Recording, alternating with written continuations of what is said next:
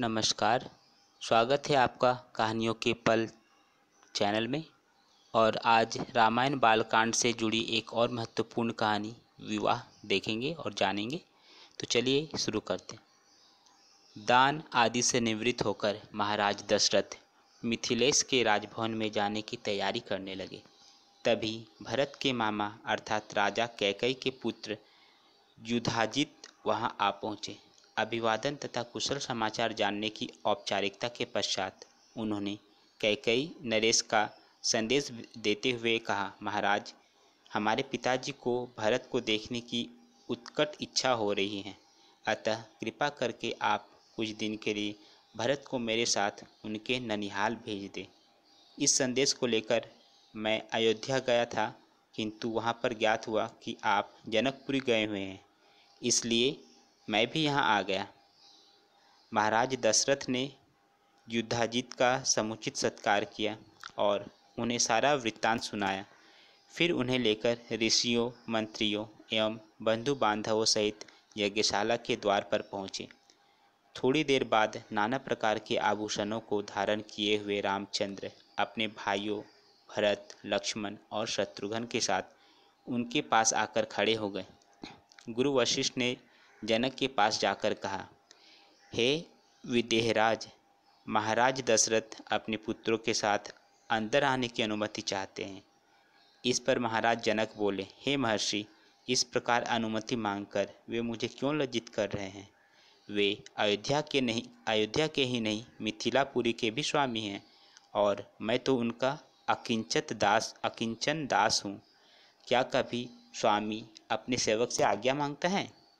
उनसे कहिए, चारों कन्याएं विवाह वेदी पर प्रतीक्षारत हैं, वे निसंकोच अंदर पधारने का कष्ट करें। शुभ लग्न का समय भी हो रहा था, मैं स्वयं चलकर उन्हें सादर ले आता हूँ। इतना कहकर वे महाराज दशरथ के पास पहुँचे और उन सबको यज्ञ स्थल में ले आए। सबको यथोचित आसन देकर जनक ने उनकी पूजा की। फिर वशिष्ठ जी से बोले, हे ब्रह्मर्षि, आप इन ऋषि मुनियों के साथ विवाह कार्य संपन्न कराइए। आपसे अधिक योग्य पुरोहित और कौन हो सकता है? तो गुरु वशिष्ठ, महर्षि विश्वामित्र और मिथिला के राजपुरोहित सतानंद विवाह कार्य संपन्न कराने लगे। सबसे पहले वैदिक विधि के अनुसार विवाह के लिए वेदी का निर्माण कराया गया। फिर अनेक प्रकार के सुगंध युक्त फूलों से उसे सजाया गया। कुछ दूरी पर चारों ओर गमले सजाए गए, जिनमें चित्त को प्रसन्न करने वाले सुगंधित रंग बिरंगे फूल लगे हुए थे।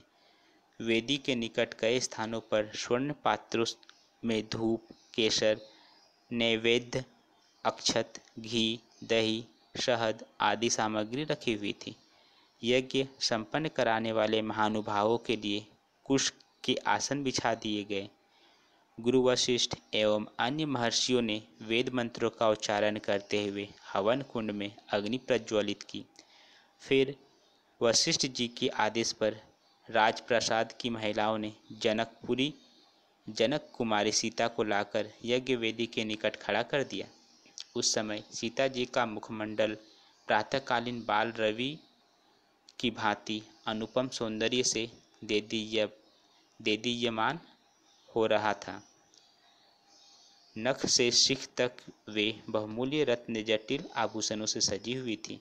संक्षेप में कहा जाए तो उस समय सीता की छवि को देखकर करोड़ रतियों का संयुक्त रूप भी नगण्य प्रतीत होता था। सीता इन सब बातों से अनजान दृष्टि झुकाए एकटक पृथ्वी को निहार रही थी। महाराज जनक अपने लाडली पुत्र सीता को श्री रामचंद्र के निकट खड़ा करके विनीत स्वर में बोले, हे रघुकुल तिलक रामचंद्र, मैं अपनी पुत्र सीता का हाथ आपके सशक्त हाथों में सौंपते हुए यह कामना करता हूँ कि मेरी पुत्री आपकी अर्धांगिनी होकर सदैव छाया की भांति आपका अनुसरण करती रहे। अतः हे कौशल्या कुमार, इसे आप अपनी पत्नी के रूप में स्वीकार कीजिए। आज से यह आपके सुख दुख की संगिनी हुई।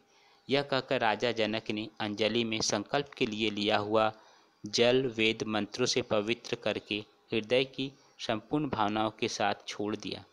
महिलाएं मंगलगान करने लगी। मृदंग, दुंदुभी तथा नाना प्रकार के वाद्य यंत्रों का सुमधुर सुमधुर स्वर चारों ओर गूंजकर इस हर्षपूर्ण घटना की सूचना देने लगा। राम और सीता के विवाह के संपन्न हो जाने के पश्चात लक्ष्मण, भरत और शत्रुघ्न का विवाह उर्मिला, मांडवी और श्रुतकीर्ति के साथ वैदिक विधि विधान से संपन्न कराया गया। राजा जनक अपने नेत्रों में स्नेहपूर्ण अश्रु भरकर बोले, हे अयोध्या के राजकुमारों, आप चारों भाई सूर्य कुल के गौरव, पराक्रमी, धर्मपरायण, तेजस्वी, सौम्य, विद्वान एवं सदाचार के गुणों से मंडित हैं। जनकपुरी के इस राजकुल की हार्दिक कामना है कि उसकी ये चारों कन्याएं गुण, कर्म, स्वभाव से आपके अनुकूल बनकर सब प्रकार से आपकी सुयोग्य अर्धांगिनियां सिद्ध हो। इसके पश्चात वशिष्ठ जी की आज्ञा से चारों राजकुमारों ने अपनी अपनी नवविवाहित पत्नियों के साथ अग्नि की प्रदक्षिणा की। विवाह संपन्न होने के पश्चात महाराज दशरथ समस्त मंत्रियों, ऋषि मुनियों और सपत्नीक राजकुमारों के साथ अपने ठहरने के स्थान पर चले गए। जनकपुरी में रात्रि विश्राम करके प्रातःकाल मुनि विश्वामित्र विदा लेकर उत्तराखंड की ओर चले गए। महाराज जनक ने दहेज के रूप में असंख्य दास दासियां, हाथी, घोड़े और गौएं, रत्नजटित आभूषण, वस्त्र, बर्तन आदि नाना प्रकार की वस्तुएं देकर अयोध्यापति दशरथ को विदा किया और उन्हें पहुंचाने के लिए नगर के द्वार तक आए। वे हाथ जोड़कर बड़ी नम्रता के साथ बोले, हे राजन, मुझे सब प्रकार से अपना दास समझकर मुझ पर कृपा बनाए रखिए। मैं एक बार फिर आभार पूर्वक कहना चाहता हूँ कि आपने मेरे कुल के साथ संबंध स्थापित करके मुझे गौरवान्वित किया है। मेरी कन्याएं आपकी आज्ञाकारिणी एवं दोनों कुलों का गौरव बढ़ाने वाली हो, यही मेरी मनोकामनाएं हैं। फिर उन्होंने तथा कुशध्वज ने अश्रुपूर्ण नेत्रों से चारों कन्याओं को आशीर्वाद देते हुए विदा किया। धन्यवाद। आज की कहानी यहीं समाप्त होती है।